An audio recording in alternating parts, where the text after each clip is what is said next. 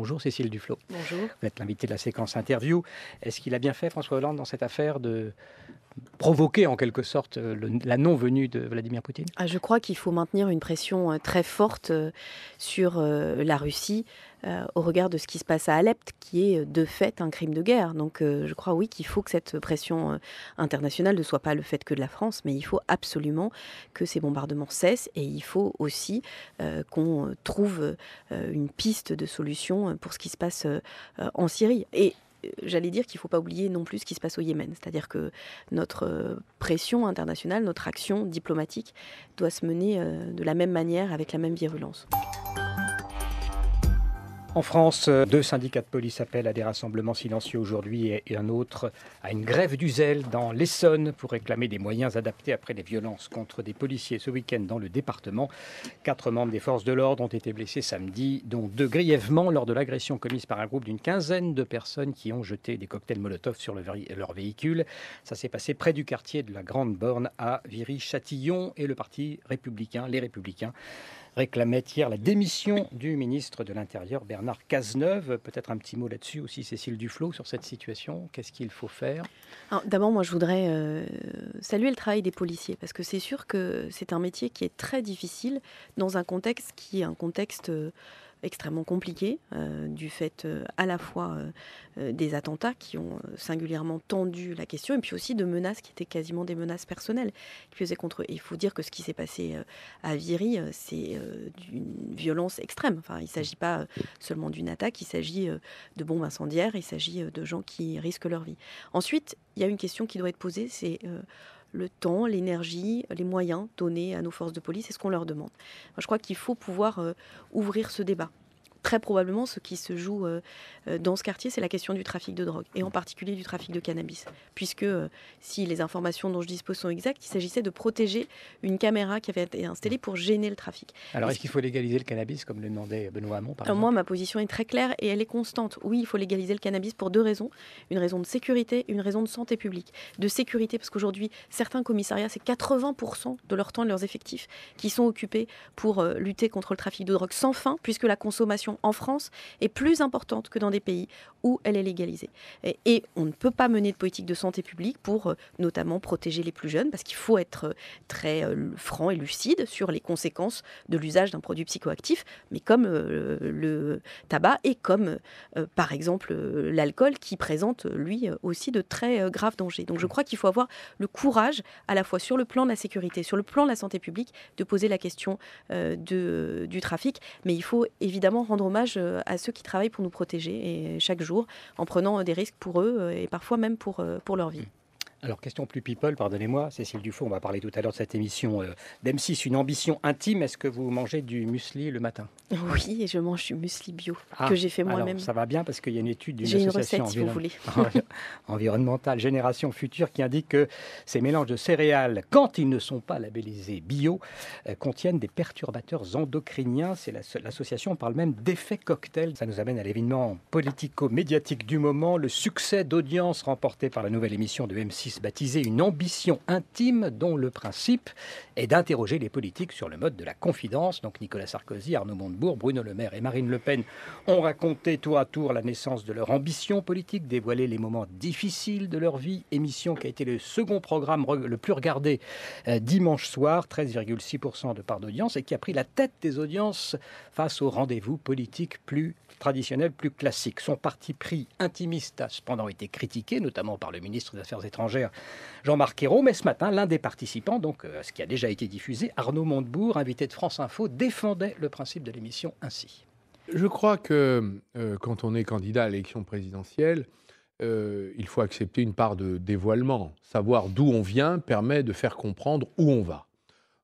Pour ma part, j'ai expliqué d'où je venais et ce que j'avais fait dans ma vie, y compris politique ou non politique, car j'ai été avocat pendant un certain nombre d'années. Je n'étais pas un professionnel de la politique avant d'être élu. Pour moi, c'était une émission politique. En tout cas, c'est l'usage que j'en ai fait, parce que finalement, on revenait sur des combats politiques que j'ai menés. Et d'ailleurs, comment je suis entré en politique et pour quelles raisons.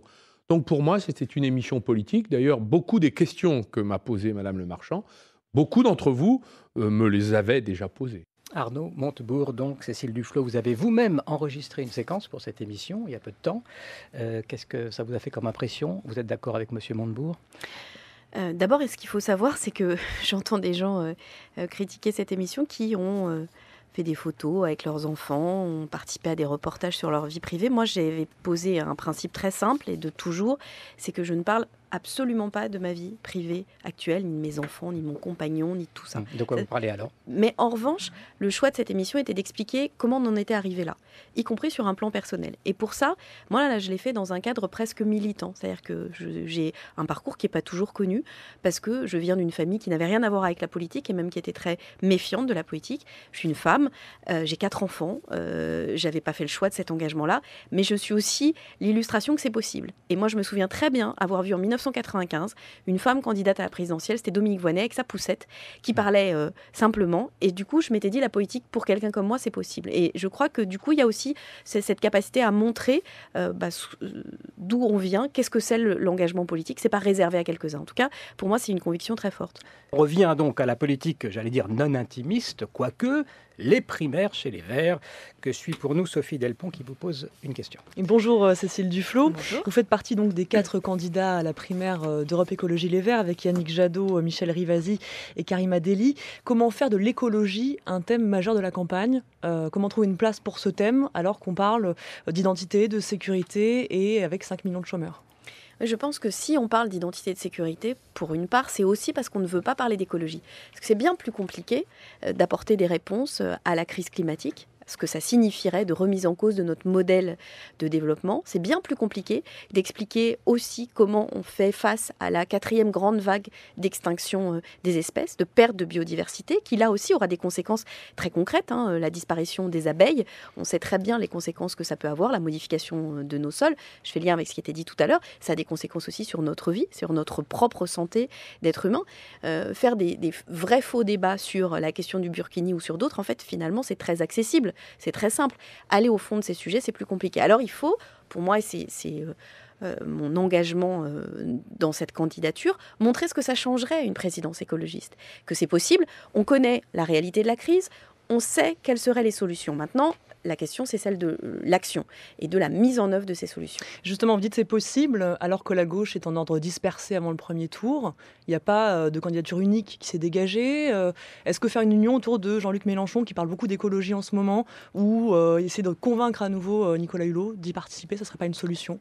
Mais moi, je crois que justement, je vais faire le lien avec ce que disait monsieur tout à l'heure sur la dimension collective. Moi, ce n'est pas un engagement personnel, la politique. Au départ, c'était un engagement au service d'un certain nombre de gens. C'est vrai qu'on est dans une équation très compliquée, notamment au regard de l'élection présidentielle. Et si je fais une parenthèse sur les propositions, si je devenais présidente de la République, dans les 2 mois, il y aurait un référendum pour mettre en place ce qu'on appelle la 6e République, c'est-à-dire renverser la logique avec une élection législative à la proportionnelle avant l'élection présidentielle. Parce que je pense qu'il faut passer Jean-Luc Mélenchon d'ailleurs. Oui, bien Avant sûr. une présidentielle qui serait au suffrage universel aussi, direct. Oui, mais septennat unique, non renouvelable, avec une évolution des pouvoirs du président de la République qui se recentrerait, comme dans d'autres pays où le président de la République Donc est élu au scrutin le président universel. dépendrait davantage du Parlement, c'est ça que Le chef du gouvernement, le Premier ministre, gouvernement. serait effectivement désigné de fait par la majorité parlementaire, comptable devant elle, et le président de la République n'aurait plus la possibilité de se mêler de tous les sujets de politique intérieure, comme c'est le cas aujourd'hui, avec d'ailleurs une dimension d'échec. Mais justement, le sujet, c'est la question du projet que l'on porte et de la manière de l'exercer. Qu'est-ce qui vous distingue justement des 3 autres candidats à la primaire des écologistes?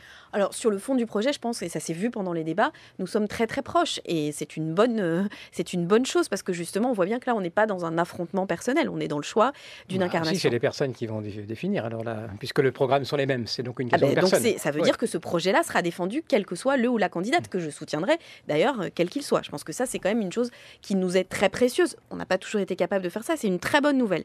À la fois l'état d'esprit et ce que ça signifiait de la suite. Peut-être la différence, c'est que moi, je me place dans une perspective où nous avons besoin, c'est indispensable pour notre pays d'avoir une présidence écologiste. Et donc la question, c'est comment on écrit cette nouvelle page de l'histoire. Moi, je ne veux pas être la candidate d'Europe Écologie Les Verts qui est là pour témoigner, pour dire à quel point ce serait bien et continuer à y rêver. Je veux qu'on passe à l'acte et qu'on écrive une nouvelle page de l'histoire de la politique en France où s'agrégeront à cette histoire des gens qui viennent d'histoires très différentes, qui veulent à la fois incarner la justice sociale, la France telle qu'elle est aujourd'hui, et la transition écologique. Seulement Dernière 17 000 votants là, pour la primaire des écologistes mercredi prochain. 17 000 votants, c'est pas beaucoup en termes de couverture électorale. Est-ce que vous assumez de courir le risque d'un prochain 21 avril 2002 en étant en ordre dispersé à gauche? Vous voyez bien que le 21 avril 2002, il y avait effectivement un candidat, en l'occurrence une candidate écologiste, un candidat écologiste, mais que la dernière fois où François Hollande a été élu président de la République, il y avait aussi une candidate écologiste. Donc cette façon très j'allais dire faible finalement d'analyser la politique comme une logique arithmétique est une erreur de mon point de vue. Moi je pense que nous vivons aujourd'hui dans beaucoup de pays dans le monde, en Lituanie pas plus tard qu'avant-hier, au Brésil où on a bien vu que on décrivait il y a 4 ans le fabuleux succès et la réussite du Brésil. Je me souviens très bien de la manière dont on avait reçu sa dirigeante en expliquant que c'était une leçon au monde, qui est un pays désormais en récession. Donc on voit bien que le vrai sujet, c'est celui du modèle de développement. C'est d'une planète qui a épuisé à la fois ses ressources naturelles, mais aussi ses humains. Et comment on crée cette transformation? On la crée en étant au cœur de ses convictions. Moi, je ne suis pas là pour faire de la figuration. Je pense qu'il faut qu'on nous défendions nos convictions et la possibilité de faire. C'est toute la force de l'action politique. Et effectivement, ça n'est pas une histoire personnelle. Ça ne peut être que une histoire qui nous emmène. Et donc, pour vous dire, 17 000 personnes, c'est 3 fois plus que le nombre d'adhérents d'Europe Écologie Les Verts. Et si chacun convainc 1000 personnes d'ici l'élection, ça fera une présidente écologiste.